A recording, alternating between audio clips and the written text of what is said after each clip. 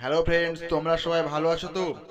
আজকে আমি তোমাদের জন্য উচ্চ মাধ্যমিকের সেরা ইতিহাসের সাজেশন নিয়ে এসেছি। লাস্ট মিনিট সাজেশন, পরীক্ষাতে 100% কমন আসবে।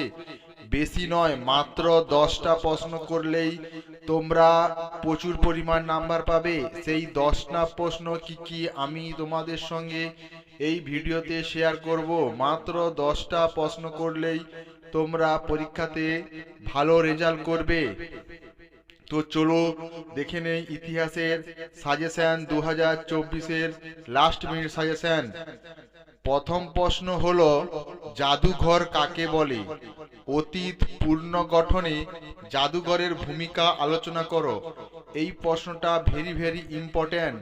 এটা তোমরা পরীক্ষার খাতায় ভালো করে লিখবে পয়েন্ট করে করে। এটা এবারের পরীক্ষাতে পড়ে গেছে।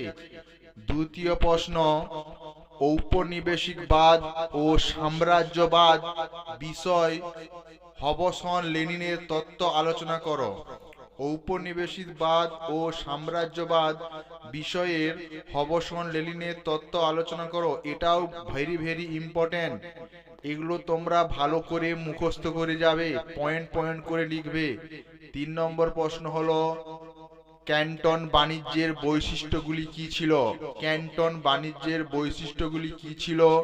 এই বাণিজ্যের অবসান কেন হয়? এই বাণিজ্যের অবসান কেন হয়? এটাও খুব ভেরি ভেরি ইম্পর্ট্যান্ট। 4 নম্বর প্রশ্ন, অবশিল্পায়ন বলতে কি বোঝো? ঔপনিবেশিক ভারতের অবশিল্পায়নের কারণ ফলাফল আলোচনা করো। চীনের চৌঠা মে আন্দোলন কারণ ফলাফল আলোচনা করো। পরের প্রশ্নগুলি হলো, 1935 খ্রিস্টাব্দে ভারত শাসন আইনের প্রেক্ষাপট শর্তাবলী আলোচনা করো।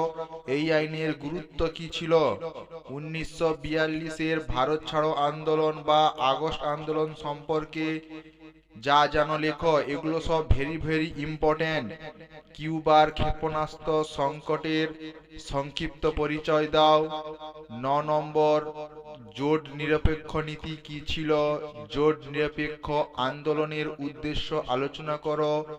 স্বাধীন ভারতের প্রথম 3টি পঞ্চবার্ষিক পরিকল্পনার লক্ষ্য ও গুরুত্ব আলোচনা করো।